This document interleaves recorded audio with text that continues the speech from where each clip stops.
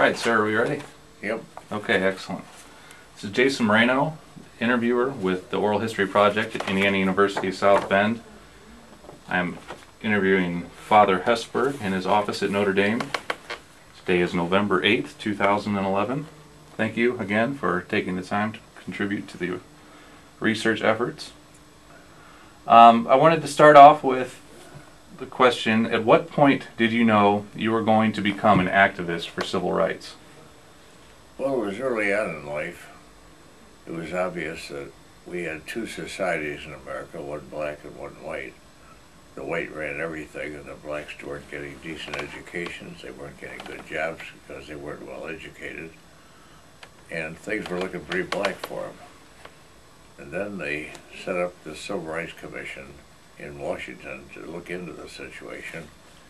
We were only given one right, and that was to go anywhere in the country, to interview anybody on tape, to photograph that, and to make a record of the civil rights situation in America, the actual situation that we had faced for many years. It was a very simple project. All we had was the right to move into a community, to subpoena people to testify, to put the testimony on tape, and to make it part of the record of civil rights as it actually stood at that time. We compiled a picture of America that wasn't very pleasant. There were really two societies, one white and one black. The white was in control of everything, and the blacks were really deprived of most possibilities of good education. They were in segregated schools. They had poor teachers, and as a result they had very little good education to prepare for a job. And as a result, they got bad jobs or minor jobs and didn't really move up in American society. We changed all that by opening up American society to blacks entirely in education, in public service, in being part of the vital American community, and it made a tremendous change in the face of America. We compiled a record over many years. We had hearings all over the country, north, south, east, and west.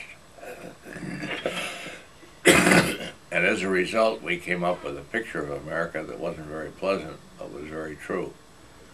That picture, of course, was presented to the lawmakers in Washington, and when Johnson became president, he had a complete situation in writing about what the situation was.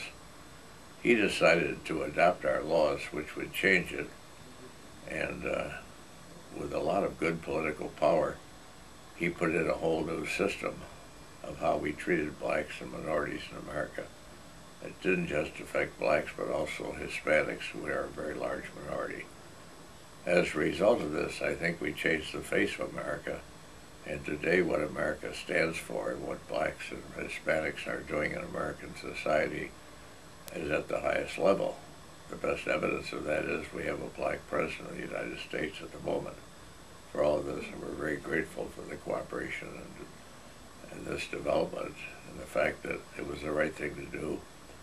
And we did it legally, we did it under law, we did it with the government in total compliance, and we changed the face of America. Thank you. My next question would be, pardon me, when you consider positions on either side of a struggle for civil rights, what criteria helps you decide which position you're going to support? Our position was very simple. We thought that all Americans ought to have all the rights stated in the Constitution. And we have a marvelous Constitution, and the rights are very plainly stated. And we simply said the response is very simple. Admit those rights, admit all blacks and Hispanics to the same rights as whites, and make this society a one society, not a fractured society, with the people on top having all the power and the people at the bottom having no political power and very little development in all the good things of American life. We changed that by changing the laws. Have you ever looked back at any moment in your life with regret about which side of a civil or human rights struggle you found yourself on? Not really. I thought we were doing the right thing. We had good philosophical and theological foundation for what we did. We depended on the Constitution, which declares these rights. And what we did was make America come up to standard on what its great constitutional documents proclaimed. And that changed the face of America. I give Johnson credit for passing these laws. What, in your opinion, would you consider to be your most popular stance and your most unpopular stance on civil or human rights issues in your career? Well, I think the most popular one, of course, was better education for blacks and Hispanics and other minorities. If people are educated, they become empowered to really be a part of society, an active part, and that changes the face of society. We did that in an orderly way by, first of all, establishing the facts, and then say what was wrong with them, and then putting into law the constitutional rights that are mentioned so prominently when we say that this is a country where all men are created equal and endowed by their Creator with certain unalienable rights, among which are life, liberty, and the pursuit of happiness. That last one, the pursuit of happiness, is very important, because you can't pursue happiness in America unless you're a full-fledged American citizen. Could you please share with me the events leading up to your having made the decision to go to Chicago to stand with Dr. King? What opposition did you face, and what repercussions did you suffer, if any, in this decision? It was a very simple decision.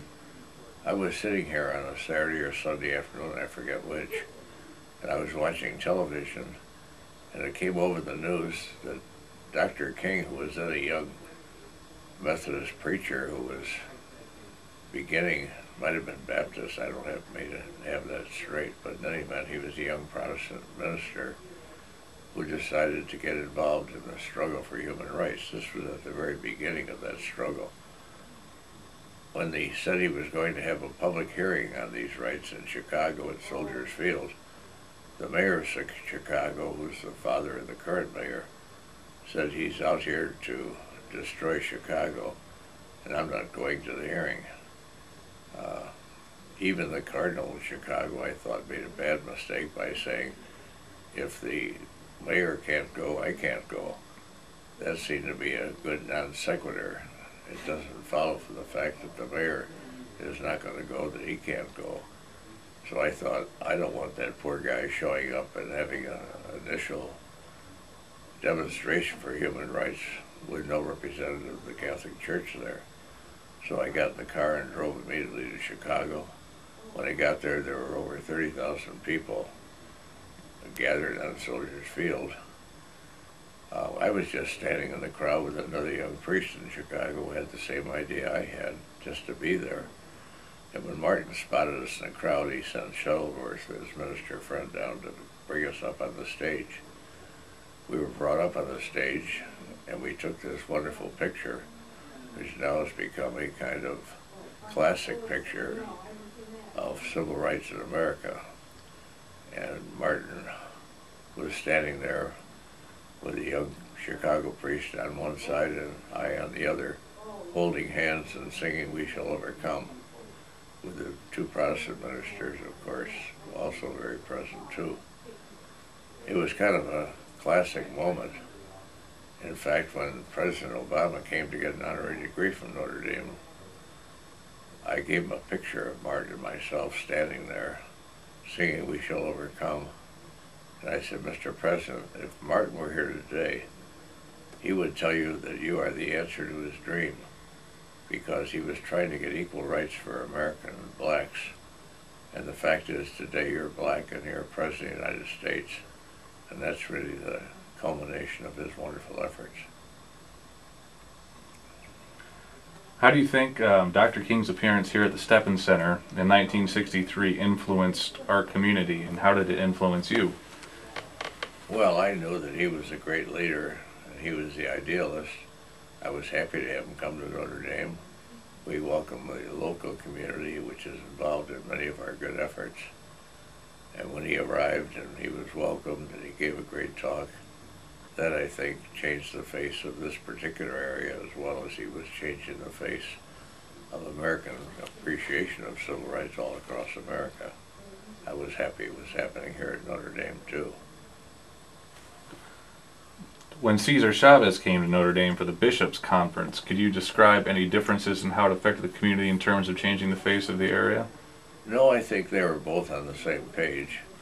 Chavez from the point of view of agricultural workers, and of course Martin in charge really promoting the cause of black workers in all areas of American life. They were both trying to do the same thing to get equal rights for both blacks and Hispanics. And I was very happy that Notre Dame and myself were on the side of the good things. What level were you involved in with the creation of El Centro in South Bend, and did that face any opposition during their creation? I don't remember exactly what I did, but all I can say in general was I was fully in accord with the good work that was being done here. You could argue at times about whether they went too fast or too slow, but the simple fact is they changed the face of this community, and today we have a much healthier approach to civil rights than we did in the days before this happened. What can you tell me about the Midwest Council of La Raza activities in this region? Did you have any involvement with any of their work? Well, I didn't directly get involved because they were doing the same thing I was doing, but I was fully in support of their efforts, and I was very happy that there was a large Hispanic community here, and La Raza tried to bring them to life and be politically positive in this area. He did that, and we're a better community because of it. La Casa de Amistad, which was founded in 1973, as I understand, was created by members of the local Catholic Church. A couple of fathers, and I can't recall their names, I couldn't find them in my notes, and I apologize. But it was a response to the need for an area for minority youth to congregate. What reflections do you have about their inception, and how, if it has at all, assisted in the integration and acceptance of Latinos in the community? I think it was a very good effort. I think they did the right thing. I think they gave them standing in the community, and I think today the Hispanic segment of our community is very positive, certainly very American, and certainly a boost to what it was in the past. This is much better. According to the FBI, from 1995 until current, the highest risk demographic for being the victim of a hate crime in America is gay male. This surpasses the risk factors for being black, Jewish, or Latino. Additionally, Michigan legislature recently passed a bill that allows teachers or students to bully other students so long as they're citing a religious justification. With GLBT youth at a 200% increased risk factor for suicide over their heterosexual peers, and GLB citizens being the most likely victims of hate crimes in America, what roles and responsibilities should leaders of schools and churches take to prevent the attitudes and practices that lead to their assault and suicides? I think that we ought to be on the cause of justice, and we ought to promote all just causes in the community. When there is a cause like this one, which is obviously very deleterious to the situation of these people, we should make it right. We should declare that this is an open, free society, and they have the same rights as everybody else. Do you feel that GLBT citizens should be afforded minority status for their protection? Well, I don't care what status it is. I just think we ought to be out there to protect them when needed, and we ought to stand with them when they're seeking their American rights. What type of closing thoughts would you like to give us for future generations that are going to be involved with civil rights issues as they unfold that we're probably not even aware of today? Well, I think everything we do to make America true to its ideals, that all men are created equal and endowed by their Creator by certain inalienable rights, among which are life, liberty, and the pursuit of happiness. Anyone who works for that goal ought to get our full support. That's all the questions that I have for you today, Okay. sir. I wanted to say thank you again on behalf of the Oral History Project for your time. And I hope it's what you wanted. everything was great, and we just want to document the history of this region, and Good idea. this will be perfect. Good. Thank you very much. Thank you, sir. Appreciate your good work. Oh, my pleasure. I have a good role model in you. I can work a little bit. Well, I can do more. I can see Well, that. I am